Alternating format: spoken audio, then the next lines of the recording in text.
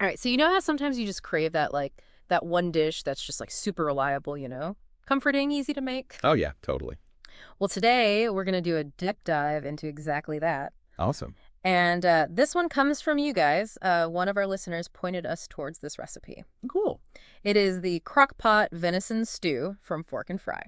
Okay, nice. Now, our mission here isn't just to, like, read off the ingredients and be like, all right, here's step one to step two.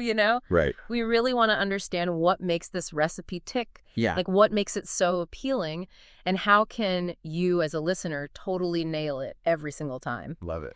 And all of this is coming straight from their website, www.forkhandfry.com. Okay. Specifically, Crockpot Venison Stew Season 222.txt if you want to follow along. Perfect. So when you hear crockpot cooking, what's like the first thing that pops in your head? I mean, for me, it's just like effortless. Yeah. Just throw everything in there, and then like hours later, boom, you got this amazing meal. It's like magic. And this recipe really leans into that comforting simplicity like right away. And then it brings in this whole historical element too. Yeah. Venison, like this super long-standing food source, especially in hunting cultures. Makes sense. It's natural. It's available. And yeah, it just fits. Yeah. And what's cool is that for a lot of people, venison isn't just food. It's tied to like tradition to the land, to family practices passed Wow. down through generations. Oh, absolutely. And, this recipe even hints at that personal connection. Yeah. Mentioning it's like a family favorite. Yeah, it gives it that extra something. It does, yeah. Beyond just the flavors. Totally. Like I can picture, families coming together after a long day out and about and having this warm, hearty stew. Yeah, and that set it and forget it aspect of the crock pot, like you said, for busy lives is perfect. Oh, it's a lifesaver, right? Like you can get it going in the morning, come home, the whole house smells incredible. And dinner's ready. Huge win. So what makes this crock pot venison stew so special? Well, the recipe really highlights venison as like the star. Okay. Lean, flavorful. Yeah. A really nice alternative to your typical beef stew. What are your thoughts on cooking with venison? It's lean, which is a great thing, but you got to cook it right. And slow, moist cooking is key. Makes sense. Like stewing keeps it tender, prevents it from drying out. This recipe gets that. It does. And it's positioned as being perfect for family dinners or like a cozy night and, just a bowl for yourself. Yeah, I can see that. By the fireplace. Definitely. Perfect. And the recipe promises that the venison will be incredibly tender from the crock pot, and all those flavors just soak right into the veggies. That's what I'm talking about. Like that melding of flavors is what makes a stew so good. It really is. And the slow simmering just allows everything to kind of come together.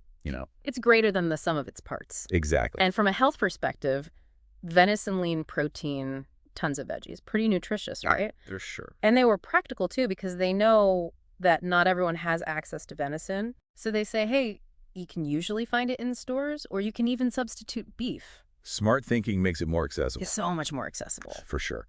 Okay, so let's break down the ingredients. We start with 2 pounds of venison stew meat, trimmed and cut into 1-inch cubes. All right, so 2 pounds, that's a good amount. That'll make a nice big pot of stew. Yeah, and trimming it, that's key. Right. Getting rid of any tough bits or gamey parts. Right, for a better eating experience. Exactly. And those cubes all the same size so everything cooks evenly. Makes sense. So next up, we have a 1/4 cup of all-purpose flour. What's the flour doing in this recipe? So mainly it's going to help thicken the stew as it cooks, Yeah. but it also plays a part when you brown the venison. Okay. Creates a little crust, adds another layer of flavor. Nice. And then we got our seasonings, 2 teaspoons of salt divided, and 1 teaspoon of pepper. Essentials. Yeah, having just brings out all those good flavors. Absolutely. And then 4 tablespoons of butter or oil for browning. The venison, now this browning step, they really emphasize this. Rightfully so. What's the big deal about browning meat?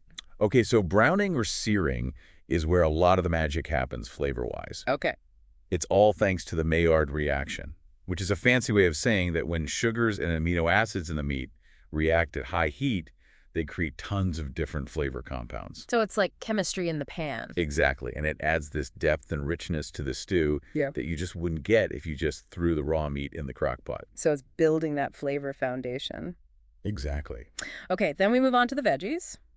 We've got 2 pounds of Yukon Gold potatoes, cubed 1 pound of carrots, sliced 1 onion chopped, and 4 minced garlic cloves. Classic stew veggies. Like the All-Stars, why Yukon Golds, though? So Yukon Golds have this slightly waxy texture compared to, say, russet potatoes, Okay. and that means they hold their shape better during long cooking. They won't turn to mush. Exactly, which is what you want in a stew. Nobody wants mushy potatoes. Nope. Okay, and then we have 2 teaspoons of herbes de Provence. That sounds amazing. It's a blend of dried herbs, savory marjoram, rosemary, thyme, sometimes a little lavender or fennel. Oh, wow. Adds this warm, herbaceous, slightly aromatic quality. I like it. Yeah, it really complements the venison and the other veggies. A little touch of France in there. A little bit, yeah. Nice. Next up, a 14.5-ounce can of diced tomatoes. Add some acidity, some liquid, Yeah. a little sweetness. So it's doing a lot. It is the acidity helps tenderize the meat even further, and it balances out the richness of the stew. Nice. And then we have the liquid base, 4 cups of beef stock. That's like the backbone of the stew, right? Is that deep, savory foundation. And then half a cup of dry red wine, or you can use more beef stock if you prefer. Right, so the red wine adds complexity, depth of flavor. Yeah. The tannins can help tenderize the meat a bit too. And as it simmers, that's where those rich savory notes come from. Exactly, and offering the beef stock as an alternative is great for people who don't cook with alcohol. Very thoughtful. And finally, we have 1 tablespoon of Worcestershire sauce. Oh, Worcestershire sauce, a flavor powerhouse. It really is. What does it bring to the stew? So it's packed with umami, that savory, almost meaty flavor. Yeah. And that comes from ingredients like anchovies, vinegar, molasses. Wow. It's a whole lot going on in there. It is. And it adds this wonderful depth and complexity, rounds out all the other flavors, gives it that extra oomph. So we've got all our ingredients prepped and ready to go. What's the first step? All right, so step 1, get that venison ready, trim it cube, season it with salt and pepper, then dredge it in the flour. Which we already talked about why that's important. Right, and then comes the browning in butter or oil. They really stress not skipping this step. Yeah, they're right to do so. So that sear is crucial for the flavor. So even if you're short on time, try to make it happen. If you can. Yeah, for the best flavor. Gotcha. And then you layer the veggies, potatoes, carrots, onion, garlic all over the browned venison in the crock pot. Is there a reason for the layering? Yeah, so in a slow cooker, the heat's more intense at the bottom and sides. Yeah. So layering the denser veggies like the potatoes and carrots closer to the heat helps them cook evenly. Smart. And then in go the liquids, beef stock, red wine, or more stock, diced tomatoes, Worcestershire sauce.